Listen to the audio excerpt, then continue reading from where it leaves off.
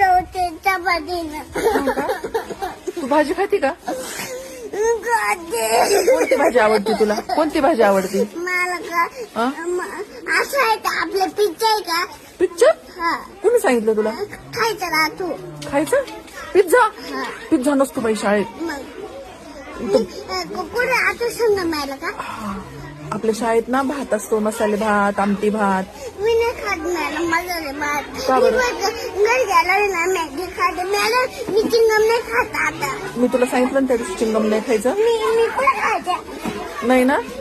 Chocolate खाती का? नाही त्यात खात? दिलते त्याने. हाय की नाही? नको खावा. मी काय खाते आणि फिरून आल्यावर खायचं का?